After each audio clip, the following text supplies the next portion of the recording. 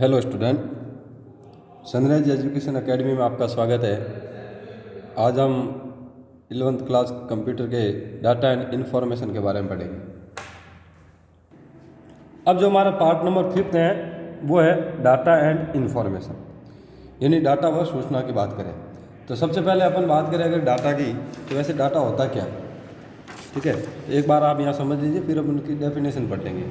आपको सिर्फ समझना, अभी फिलहाल ध्यान से आप समझ लीजिए, फिर बाद में आपको ये नोट्स प्रोवाइड करवा दिए जाएंगे जिसे आप लिख लेना। डाटा का मतलब होता है कि जैसे एक एग्जांपल के तौर पे मैं यहाँ लिख देता हूँ, जैसे एक डाटा।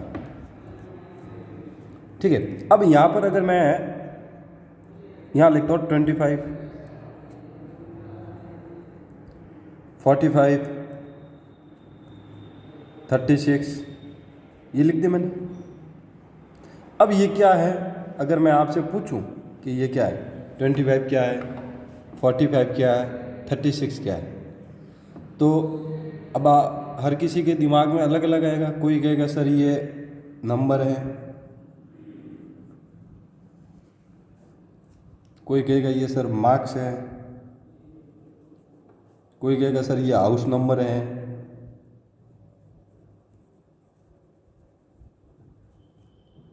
ठीक है। अब कोई कहेगा सर ये रुपीज़ है। तो इस प्रकार से जब हमारे पास कोई अर्थ नहीं निकलता उन डाटा का, यानी जो हमें एंटर किए हैं और उनका कोई अर्थ नहीं निकलता हो, उनको अपन कहेंगे डाटा। यानी जिसे अगर बात कहें इंग्लिश में कहेंगे तो वे डाटा जो मीनिंगलेस होते हो, ठीक है, यानी जिसका कोई अर्थ नहीं निकलता है वो कहलाता है डाटा। ठीक है, अब इसी तरह अगर बात करें इंफॉर्मेशन की, तो इंफॉर्मेशन की मैं अगर बात करूं तो इंफॉर्मेशन का मतलब होता है मीनिंगफुल। ये कैसे होते हैं, मीनिंगलेस होते हैं, मीनिंगलेस होते हैं।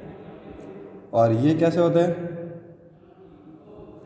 मीनिंगफुल। मीनिंगलेस में क्या है कि इसमें कोई ना कोई अर्थ नहीं होगा।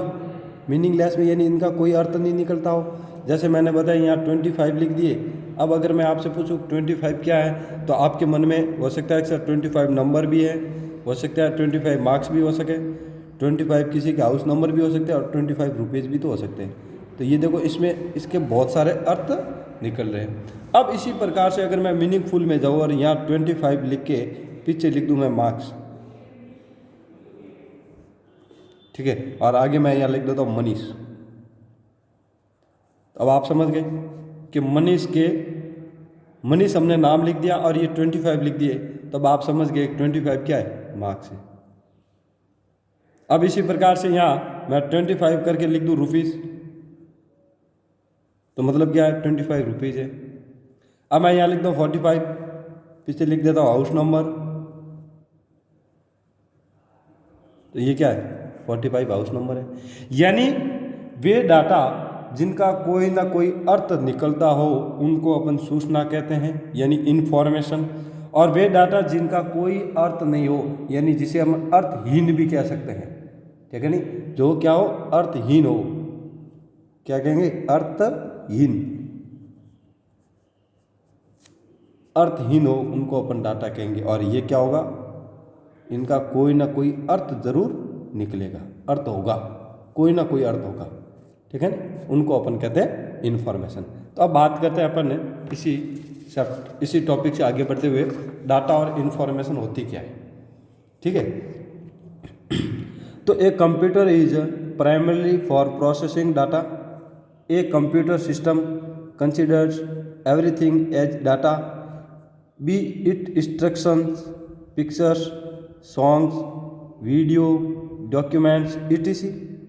अब ये कह रहा है कि कंप्यूटर के जो मुख्य रूप से जो डाटा होते हैं, नहीं, कंप्यूटर के जो मुख्य रूप से जो डाटा है उनको प्रोसेसिंग के लिए होते हैं। जो कंप्यूटर के जो डाटा होते हैं वो क्या होते हैं, प्रोसेसिंग के लिए होते हैं। और एक कंप्यूटर के सिस्टम के अंदर, कंप्यूटर सिस्टम के अंदर जो भी है, यानी जैसे कंप्यूटर के अंदर जितने भी वीडियो है, डॉक्यूमेंट है, या फाइल्स है या कुछ फ़ोटो है आपके, ठीक है।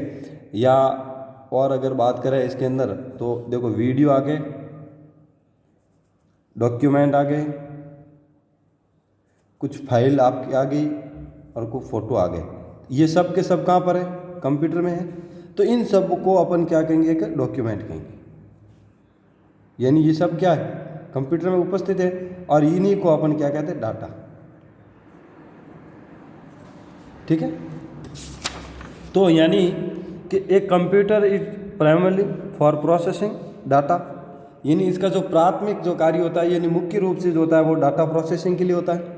ठीक है। फिर कहते हैं कि एक computer system considered everything as data, और इनका मतलब होता है कि कंप्यूटर सिस्टम को डाटा के रूप में सब कुछ माना जाता है। यानी कंप्यूटर सिस्टम के अंदर जितने भी आपके पास डॉक्यूमेंट है, फाइल है, वीडियो है, ऑडियो है या कुछ संगीत है, इन सभी को अपन एक डाटा के रूप में मानते हैं। ठीक है।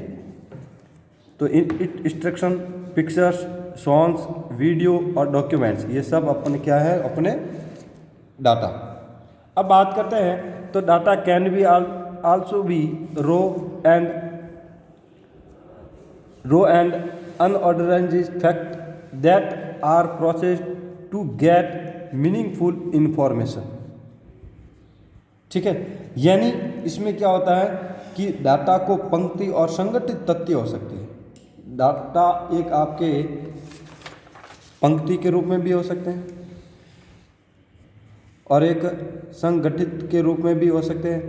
यानी डाटा एक साथ को, जैसे एक फोल्डर बना हुआ है और उस फोल्डर के अंदर आपके बहुत सारे डॉक्यूमेंट पड़े हैं। जैसे मान लो आपके पर्सनल डॉक्यूमेंट की फाइल बनी हुई है वो यहाँ है, ठीक है, आपके फ़ोटो इसी में है।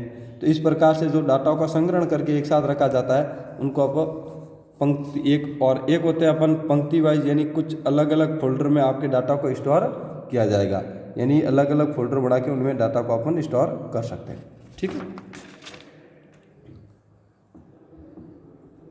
अब कि यानी जो फैक्ट हैं वो क्या? Process to get meaningful information, और वहाँ से अपन एक सार्थक यानी अर्थ पर कोई ना कोई जानकारी यानी सार्थक जानकारी प्राप्त करने के लिए उनको संसाधित किया जाता है। ठीक है। तो ये मैं आपके अंडरलाइन कर लेता हूँ, ये आपके इम्पोर्टेंट है।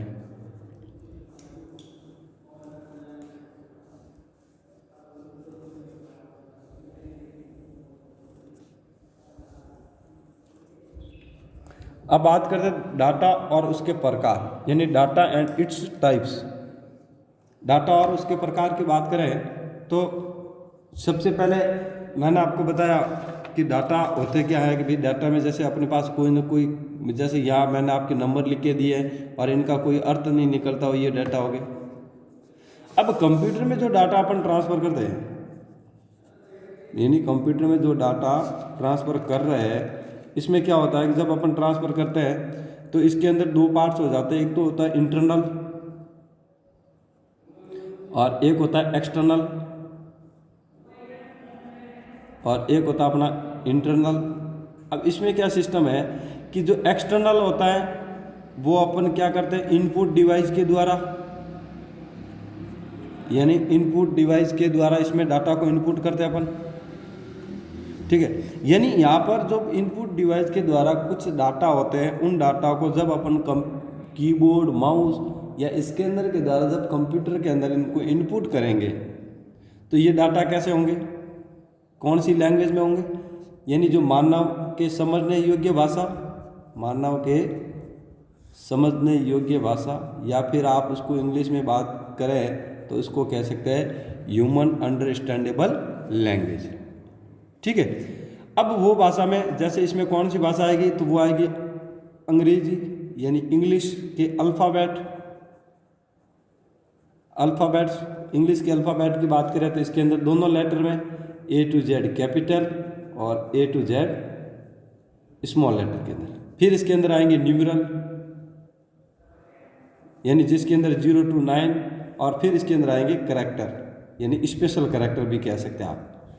ठीक है ना। अब ये जो स्पेशल करैक्टर है ये कौन से होते हैं? @ $, etc, ये सब स्पेशल करैक्टर होते हैं और उनका उपयोग अपन प्रोग्राम यानी डाटा के रूप में कर सकते हैं। ठीक है, अब क्या होता है कि ये मैंने आपको बता दिया कि जब अपन डाटा इनपुट करते हैं तो वो अपनी भाषा में इनपुट करते हैं, और जब अपनी भाषा की बात करें तो उसमें इंग्लिश लैंग्वेज आएगी यानी अंग्रेजी में आ जाएगी। अब अंग्रेजी में फिर मैंने आपको बता दिया अल्फ़ाबेट एंटर करेंगे यानी वर्णमाला, और वर्णमाला होगी वो अपने कितने हो जाएंगे, 2 आएंगे, एक तो अपने बड़े अक्षर और एक छोटे अक्षर यानी स्मॉल लेटर और कैपिटल लेटर में। ठीक है, ये हो जाएगी वर्णमाला। फिर इसके अंदर संख्या को ऐड किया जाएगा, और संख्या की बात करें तो यहाँ पर आ जाएगा 0 to 9 यानी 0 से लगाकर 9 तक की संख्या को एंटर करेंगे। और फिर इसमें आएंगे विशेष अक्षर जिसे अपन कहते हैं स्पेशल करैक्टर, और विशेष अक्षर की बात करें तो इनके अंदर @ H $, आदि इन सिंबल का प्रयोग करेंगे। ठीक है, ठीक है। अब जब इन डाटा को इनपुट डिवाइस के माध्यम से अपन इनपुट करेंगे इनको, तो ये क्या जाएंगे, कंप्यूटर के पास चले जाएंगे। ठीक है, अब जैसे ये कंप्यूटर के पास गए तो कंप्यूटर क्या करेगा, जो आपने मानव के समझने योग्य भाषा में आपने डाला था यानी अंग्रेजी लैंग्वेज में जब आपने इनको इनपुट किया था, तो ये क्या करेगा, इंग्लिश को ट्रांसफ़र कर देगा वापस बाइनरी में। क्यों? कि कंप्यूटर है वो डिजिटल भाषा को समझता है यानी डिजिटल लैंग्वेज को कंप्यूटर समझता है। अब डिजिटल लैंग्वेज को जब कंप्यूटर समझता है तो जो डाटा आपने यहाँ से एंटर किए थे इनपुट डिवाइस के माध्यम से, वो किस में आ गए, इंग्लिश लैंग्वेज में आपने इनपुट किए। अब कंप्यूटर क्या करेगा, इसको वापस बाइनरी में डिवाइड यानी बाइनरी में इसको कन्वर्ट कर देगा। अब बाइनरी में जब कन्वर्ट करते हैं तो वो डाटा किस प्रकार से कंप्यूटर में प्रदर्शित होते हैं, तो वो होते हैं 0 and 1 यानी 0 और 1 के रूप में इनको प्रदर्शित किया जाता है। ये जो बाइनरी लैंग्वेज है इसी को अपन डिजिटल लैंग्वेज भी कह सकते हैं। ठीक है, तो ये होंगे अपने डाटा, और इसके प्रकार के डाटा में क्या होता है। अब डाटा जो प्रकार होते हैं वो 3 टाइप के होते हैं, वो अपन पढ़ लेंगे आगे। एक तो होता है स्ट्रक्चर्ड डाटा टाइप, एक होता है अनस्ट्रक्चर्ड डाटा टाइप, और एक होता है सेमी स्ट्रक्चर्ड डाटा टाइप। ठीक है, अब बात करते हैं डाटा और इनके प्रकार। ठीक है, तो देखो ये computer system has many input device यानी कंप्यूटर सिस्टम में बहुत से इनपुट डिवाइस होते हैं। अब आपने पढ़ा है कि इनपुट डिवाइस कौन कौन से होते हैं, तो ये आपको पता भी है कि इनपुट डिवाइस की बात करें तो हमने 3 एग्जाम्पल पढ़े थे जो बहुत ज़्यादा इंपॉर्टेंट है अपने। तो सबसे पहली बात है तो वो कौन सा, कीबोर्ड, फिर पढ़ा था अपने माउस, और फिर पढ़ा था हमने स्कैनर। इन 3 डिवाइस का हमने इनपुट के लिए उपयोग करते हैं, इन तीनों डिवाइस के, और इन डिवाइस के माध्यम से अपन कंप्यूटर के अंदर डाटा को एंटर करते हैं। तो ये कंप्यूटर के अंदर मैनी इनपुट डिवाइस होते हैं। ये कह रहा which provide it with raw data in the form of facts, concept, instruction etc. Internally everything is stored in binary form, but externally data can be input to a computer in the text form consisting of English alphabet A to Z, small letter A to Z, capital letter, numerals 0 to 9, and special symbol like A, H and etc. ठीक है, यानी ये क्या करता है कि इसके अंदर आपके कंप्यूटर में बहुत सारे इनपुट डिवाइस होते हैं, और जो क्या होता है कि उनको प्रोवाइड कर रहा था किसके आधार पर, रो डाटा के आधार पर, या फिर उनके कुछ फैक्ट होते हैं या कुछ कॉन्सेप्ट होते हैं या कुछ निर्देश होते हैं उनके अनुसार। अब क्या होता है कि जब आंतरिक रूप से यानी इसके जो इंटरनल पार्ट होता है, इंटरनल पार्ट में जब डाटा को जब अपन स्टोर करेंगे तो वो किसके रूप में किए जाएंगे, बाइनरी फॉर्म में। और बाइनरी फॉर्म की बात करें तो 0 and 1। बट जो इसका एक्सटर्नल होते हैं यानी मैंने आपको 2 बता दिए कि डाटा जब अपन एंटर करेंगे तो एक तो इंटरनल डाटा एंटर होगा, एक एक्सटर्नल होगा। जो इंटरनल हो रहा है वो तो आपके किसके रूप में हो जाएगा, बाइनरी फॉर्म में। अब एक्सटर्नल की बात करें तो ये एक्सटर्नल डाटा है वो आपके हो जाएंगे अपनी लैंग्वेज यानी इंग्लिश के रूप में। ठीक है, ठीक है, तो एक्सटर्नल डाटा है can be input to a computer in the text form, यानी वो किसके रूप में आपके एक्सटर्नल डाटा कंप्यूटर में इनपुट किए जाएंगे, टेक्स्ट फॉर्म में। ठीक है, नहीं टेक्स्ट फॉर्म में यानी अक्षर के फॉर्म में इनपुट किए जाएंगे, जिसमें आप इंग्लिश अल्फ़ाबेट का उपयोग करोगे। कौन से, A to Z capital, A to Z small letter. अब इसमें नंबरल्स का उपयोग हो जाएगा जिसमें 0 to 9, एंड इसके अंदर कुछ स्पेशल सिंबल होंगे जैसे लाइक में कौन कौन से, @ H डॉलर etc, ये इसके स्पेशल सिंबल है, इनका उपयोग अपन करेंगे। यानी एक कंप्यूटर प्रणाली में कई इनपुट डिवाइस होते हैं जो इसे तथ्यों, अवधारणा, निर्देश आदि के रूप में कच्चे डेटा के साथ प्रदान करते हैं। आंतरिक रूप से सब कुछ बाइनरी फॉर्म यानी 0 और 1 में संग्रहित किया जाता है, लेकिन बाहरी डेटा कंप्यूटर पर इनपुट हो सकता है, लेकिन वो किसके फॉर्म में होंगे? टेक्स्ट के फॉर्म में। अब वो अंग्रेजी वर्णमाला यानी A to Z बड़े अक्षर, A to Z स्मॉल छोटे अक्षर और नंबर में 0 से 9 तक, और उसमें कुछ विशेष चिन्ह जैसे @ हैश सिंबल डॉलर आदि का शामिल होना, ये होते हैं डेटा। ठीक है, अब इन डेटा के प्रकार की बात करें तो मैंने आपको बताया कि डेटा 3 प्रकार के होते हैं, जिसमें अब अपन इसे आगे पढ़ते हैं। अब डाटा के जो प्रकार थे वो 3 बताए थे मैंने आपको कि डाटा 3 प्रकार के होते हैं। एक तो होता है स्ट्रक्चर्ड डाटा, ठीक है, एक होता है अनस्ट्रक्चर्ड डाटा और एक होता है सेमी स्ट्रक्चर्ड डाटा। अब इन डाटा तीनों में अंतर किया वो देखो आप पहले कि एक जो डाटा होता है, सबसे पहले वाला स्ट्रक्चर्ड डाटा की बात करें अपन, तो इसमें क्या होता है? प्री डिफाइंड होते हैं डाटा।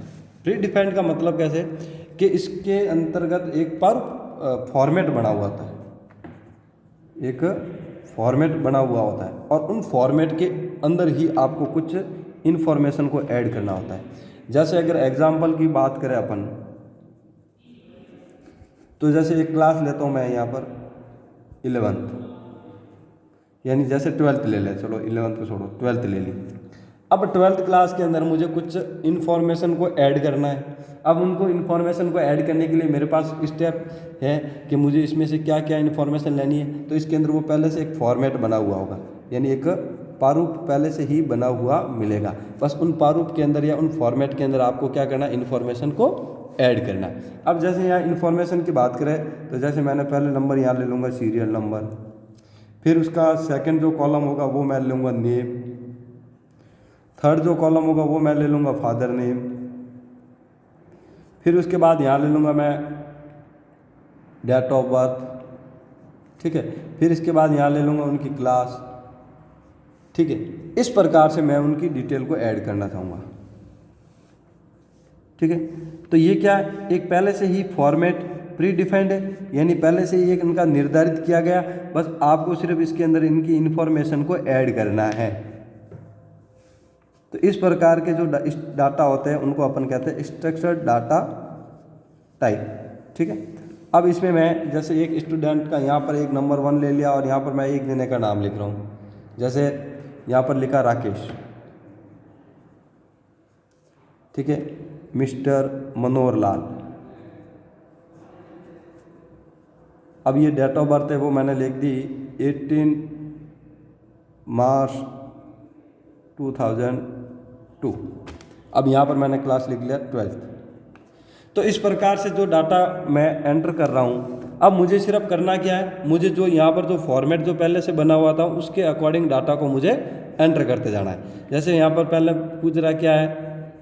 सीरियल नंबर, तो यहाँ पर सेकंड नंबर यहाँ लिखूंगा सीरियल नंबर। फिर अगला मेरे कॉलम में क्या आ रहा है कि नेम आ रहा है, तो यहाँ पर मैं एक दूसरा नाम लिख दूंगा जैसे रवि, ठीक है। फिर क्या आ रहा? फादर नेम, तो मिस्टर जोधाराम,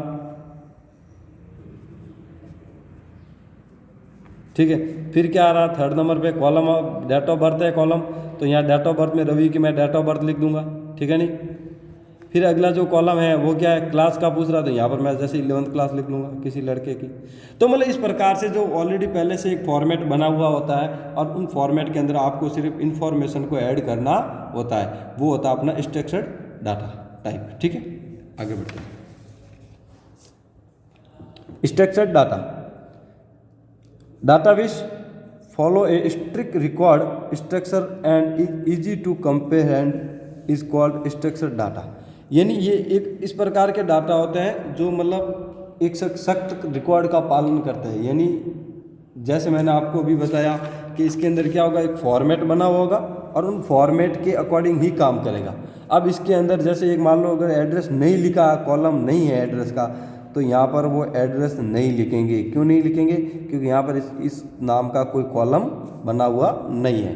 अगर नहीं बना हुआ है तो वो इसमें नहीं लिखेंगे। तो स्ट्रक्चर क्या कहते हैं? स्ट्रक्चर्ड डाटा होते हैं जो एक किसी नियम का पालन करता है, यानी इसके अंदर रूल्स जो फॉर्मेट में जो इन्फॉर्मेशन मांगी वही देंगे, एक्स्ट्रा इन्फॉर्मेशन नहीं दी जाएगी। ठीक है, और उसको समझना भी आसान है। Such data with pre specified tabular format में be stored in a data file to access in the future. अब क्या होता है कि ये जो फाइल जो हमने बनाई थी, अब वो फाइल कैसी है? टेबल वाइज बन रही थी हमने, यानी यहाँ पर ऑलरेडी हमने यहाँ जो फाइल बनाई वो कैसे बन रही है? टेबल वाइज बन रही है। तो इसका आप उपयोग फ्यूचर में भी आगे कर सकते हैं। जब आप इसको ज़रूरत पड़ेगी तब इसका अपन यूज कर लेंगे, यानी भविष्य में भी अगर इसकी आपको रिक्वायरमेंट होगी तो हमें पता लग जाएगा कि भाई हमने इस प्रकार से डाटा को स्टोर किया था और वो एक इस प्रकार से यानी सारणीबद्ध यानी टेबल वाइज डाटा को स्टोर कराए थे और टेबल वाइज डाटा से हमने सभी में रिकॉर्ड को ऐड किया था। ठीक है, तो ये इसका उपयोग आप भविष्य में भी कर सकते हैं, यानी फ्यूचर में भी इसका यूज कर सकते हैं अपन। ठीक है, तो अब बात करते हैं हिंदी में। तो डाटा जो एक सख्त रिकॉर्ड संरचना का पालन करते हैं और इसे समझना आसान है, जिसे संरचित डेटा कहा जाता है। पूर्व निर्दिष्ट सारणीबद्ध प्रारूप वाला ऐसा डेटा भविष्य में एक्सेस करने के लिए डेटा फाइल में संग्रहित किया जा सकता है। यानी ये क्या होता है? सारणीबद्ध होता है और सारणीबद्ध होने की वजह से आप इन डाटा को आगे भी यूज कर सकते हैं। अब बात करें अगले की, तो इसमें क्या होता है? अब अगला है वो क्या? Unstructured data. अब इसमें क्या होता है कि इसके अंदर कोई फिक्स प्रारूप नहीं होता, यानी इसके अंदर कोई फॉर्मेट बना हुआ नहीं होता। यहां पर तो क्या था? अपने पास फॉर्मेट था और प्री स्पेसिफाइड था। यहाँ पर किसी भी प्रकार का कोई फॉर्मेट बना हुआ नहीं होता है। अब इसमें तो क्या होता है कि जैसे क्लास वाइज किसी एक लड़के का नाम लिया, जैसे यहाँ पर नाम लिख दिया तो मैं राकेश, और ये ले लिया मैंने 10th क्लास का स्टूडेंट, और इसकी जो मंथली अटेंडेंस रिपोर्ट होती है, यानी मंथ वाइज इसकी जो अटेंडेंस रिपोर्ट होती है वो रिपोर्ट मैंने इनके पेरेंट्स को भेज दी। तो मतलब यहाँ पर क्या होता है? इनका कोई फॉर्मेट बना हुआ नहीं होता है। ठीक है नहीं, यहाँ पर क्या था? अपने पास एक फॉर्मेट था, यानी पहले से निर्धारित था कि हमें इसमें क्या करना और क्या नहीं करना। यहाँ पर कोई निर्धारित नहीं है। अब जब मैं इसकी मंथली अटेंडेंस रिपोर्ट उनको पेरेंट्स को भेज रहा हूँ तो फिर मैं क्या करूँ? मंथ वाइज जो अटेंडेंस यहाँ पेरेंट्स को भेजूंगा तो मैं इसमें सिर्फ ओनली फॉर इनकी रिपोर्ट ही दर्शाऊंगा कि ये जैसे 30 डे का एक मंथ होता है तो इसमें से ये 5 दिन ही स्कूल आया। तो इस प्रकार से अटेंडेंस को मैं उनको शो करके उनके अगले वाले पेरेंट्स को भेज दूंगा। ठीक है, तो यहाँ पर इनका प्रारूप कोई निर्धारित नहीं होता, और जो स्ट्रक्चर्ड डाटा टाइप है इनमें प्रारूप का पहले से ही निर्धारित होता है और उन्हीं निर्धारित के अकॉर्डिंग सूचना दी जाती है। और इसमें प्रारूप निर्धारित नहीं है तो फिर आप इन्फॉर्मेशन कोई सी भी ले सकते हैं। ठीक है, तो यहाँ पर देखो, data which are not organised in a predefined record format is called unstructured data. Examples की बात करें तो include audio and video files, graphics, text document, social media post और सैटेलाइट इमेज etc। अब ये कहता है कि डेटा जो पूर्व निर्धारित रिकॉर्ड प्रारूप में व्यवस्थित नहीं होते, यानी ये जो डेटा वो होते हैं जो कोई पहले का जो प्रारूप बना हुआ होता है उनमें इनको स्टोर नहीं करते। अभी यानी मैं आपको बताया कि जो पहले से देखो यहाँ पर तो प्रारूप बना हुआ होता है स्ट्रक्चर्ड में, और नॉन अनस्ट्रक्चर्ड में प्रारूप बना हुआ नहीं होता है। और अगर प्रारूप बना हुआ भी है तो यहाँ पर डाटा को उनको इसके अकॉर्डिंग व्यवस्थित नहीं करेंगे। ठीक है, तो इस प्रकार के डाटा को अपन अनस्ट्रक्चर्ड डाटा कहते हैं। अब इसके एग्जाम्पल की बात करें तो यहाँ पर लिखा हुआ है ऑडियो और वीडियो फाइल, फिर इसके अंदर ग्राफिक्स, फिर उसके अंदर टेक्स्ट डॉक्यूमेंट, और फिर सोशल मीडिया की कुछ जो पोस्टें आती है, और उसके बाद सैटेलाइट इमेज, यानी जो सैटेलाइट के द्वारा इमेज खींचे जाते हैं वो भी इसके अंदर शामिल किए जाते हैं।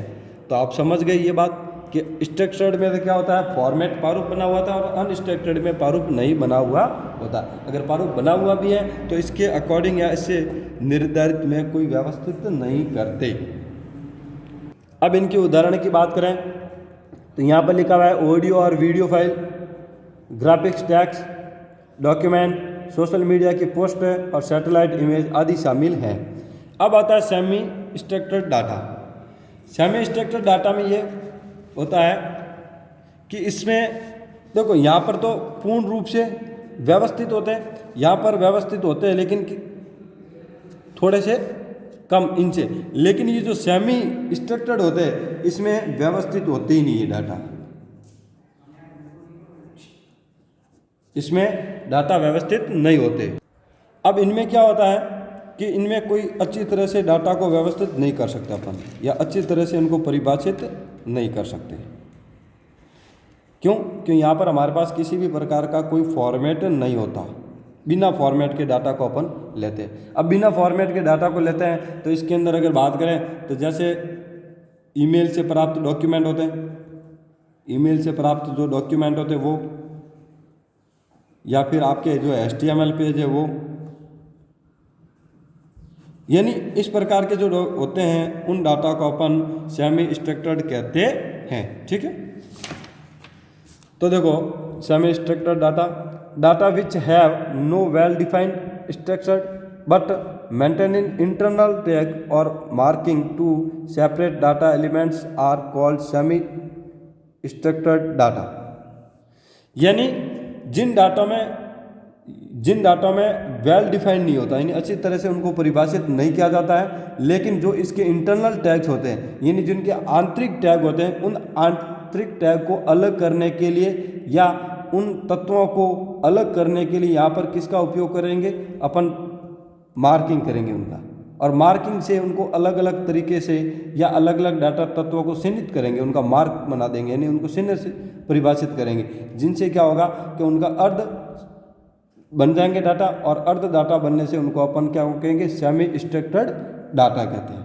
अब सेमी स्ट्रक्चर्ड डाटा के अंदर एग्जाम्पल की बात करें तो उनके कौन से एग्जाम्पल होते हैं, जैसे इनके अंदर इंक्लूड ईमेल डॉक्यूमेंट, यानी ईमेल से जो प्राप्त रिसीव डॉक्यूमेंट होते हैं वो, HTML पेज होता है, फिर उसके बाद कॉमा सेपरेटेड होते हैं, वैल्यूज etc। ठीक है, अब ये कहता है semi structured data containing students month wise attendance detail. अब इनके अंदर वो होते हैं, इनके अंदर वो डाटा आते हैं जो छात्रों के महीनेवार उपस्थिति का विवरण रखते हैं।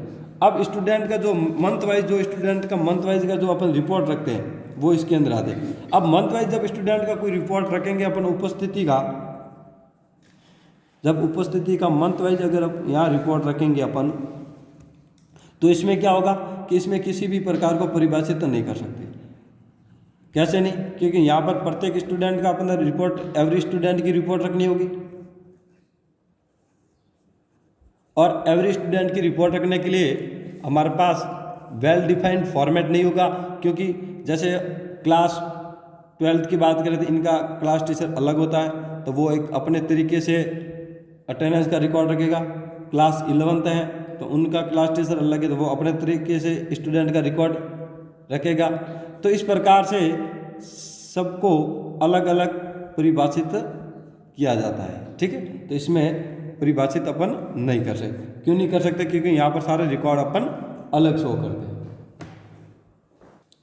ठीक है, तो जिन डाटा में कोई अच्छी तरह से परिभाषित संरचना नहीं होती, लेकिन आंतरिक टैग को अलग करने या अलग अलग टैग तत्वों को चिह्नित करने का अर्ध संरचित डाटा कहा जाता है।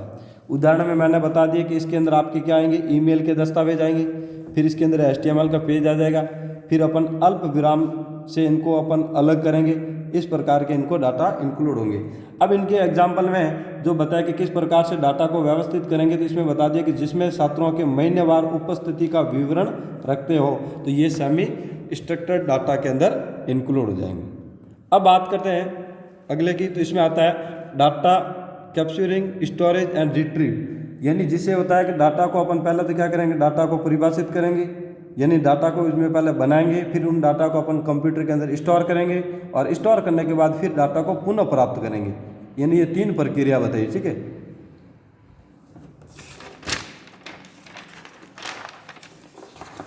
तो किस प्रकार से, पहले एक बार यहाँ समझ लीजिए। जैसे कि आपने यहाँ पर एक फाइल बनाई है, वर्ड के अंदर फाइल बनाओगे पहले तो आप, ठीक है। यानी वर्ड के अंदर जब आप किसी भी प्रकार की कोई फाइल बनाते हैं तो उन फाइल को क्या करोगे, अपन स्टोर करेंगे। और स्टोर करने के लिए आपको पता हो तो मैंने आपको बताया था कि मेमोरी यूनिट का प्रयोग करेंगे, ठीक है। यानी मेमोरी यूनिट में क्या करेंगे, जो आपने फाइल बनाई है वर्ड में वो फाइल को स्टोर कर देगा। और स्टोर करने के बाद अगर इसको आपके फ्यूचर में अगर आगे इसको वापस पुनः प्राप्त करनी है तो फिर अपन रिट्रीव ऑप्शन का उपयोग करेंगे, जिससे कि आपके इस फाइल को वापस ले सकते हो। अब जो ये स्टोरेज है, अपन जो स्टोर करेंगे इस फाइल को, तो इस फाइल को स्टोर करने के लिए हमारे पास दो प्रकार की मेमोरी मिलेगी आपको। यानी एक तो मिलेगी आपको प्राइमरी मेमोरी और एक आपको मिलेगी सेकेंडरी मेमोरी, ठीक है। इन दो मेमोरी में अपन डाटा को स्टोर करेंगे। अब जहाँ पर ज़्यादातर होते हैं वो अपन सेकेंडरी मेमोरी के अंदर डाटा को स्टोर करते हैं, जिसका नाम होता है हार्ड डिस्क। हार्ड डिस्क के अंदर उन डाटा को अपन स्टोर करेंगे, ठीक है। तो अब देखो, the process data we need to first input, यानी पहले इसकी किस चीज़ की जरूरत होगी कि डाटा को अपन इनपुट करेंगे और फिर कैप्चर द डाटा, उन डाटा को कैप्चर करेंगे। फिर this is followed by it storage in a file और a database so that it can be used in the future. अब पहले क्या करेंगे, डाटा को इनपुट करेंगे और इनपुट करने के बाद उन डाटा को कैप्चर करेंगे और कैप्चर करने के बाद फिर उन फाइल को अपन क्या करेंगे, स्टोरेज करेंगे। यानी कहीं सुरक्षित स्थान पर उसको संग्रहण कर देंगे, जिससे क्या होगा, उस फाइल को अगर आपको आगे भी यूज़ करना चाहते हो तो आप उसका यूज कर सकते हो। और इसके साथ साथ इन डाटा को स्टोर आप मेमोरी यूनिट के साथ साथ डाटाबेस में भी आप उसको सेव कर सकते हैं। यानी डाटाबेस में भी आप इस फाइल को रिकॉर्ड रख सकते हो, जिससे कि आप आगे भी इसका यूज आसानी से कर सकते हैं, ठीक है। तो when where data is to be processed, और इस प्रकार से डाटा की वो प्रक्रिया चलती रहेगी, ठीक है। It is first retrieve from the file और database so that we can perform further action on it. यानी यहाँ से जब डाटा आपने इस मेमोरी यूनिट यानी हार्ड डिस्क के अंदर डाटा को स्टोर कर दिया, तो यहाँ से इन डाटा को आप वापस पुनः प्राप्त कर सकते हैं। और पुनः प्राप्त करने के लिए पहले फाइल सेव हुई होनी ज़रूरी होती है, ठीक है। अब डाटा कैप्चरिंग, स्टोरेज और रिट्रीव, यानी डाटा प्रोसेस करने के लिए हमें पहले इनपुट या डाटा कैप्चर करना होगा, ठीक है। फिर इसके बाद क्या करना कि फाइल या डाटाबेस में इसका भंडारण किया जा सकता है। फिर क्या करेंगे, जैसे इनको कैप्चर करेंगे और जैसे ही फाइल इनपुट करेंगे तो इनपुट करने के बाद इन फाइल को अपन डाटाबेस में या फिर अपने जो सेकेंडरी मेमोरी स्टोरेज डिवाइस है उसके अंदर उन डाटा को सेव कर देंगे, ताकि इसका भविष्य में भी इसका उपयोग किया जा सके, ठीक है। और जब भी डाटा को संसाधित किया जा सकता है तो इससे पहले फाइल या डाटाबेस से पुनः प्राप्त किया जाता है, ताकि हम उस पर आगे की कार्रवाई कर सके। अगर हमारे इसमें किसी भी प्रकार का एडिट करना है या किसी भी प्रकार का अगर उस फाइल में संशोधन करना है तो फिर उन फाइल को वापस लो और फिर उसका संशोधन आप आसानी से कर सकते हैं, ठीक है।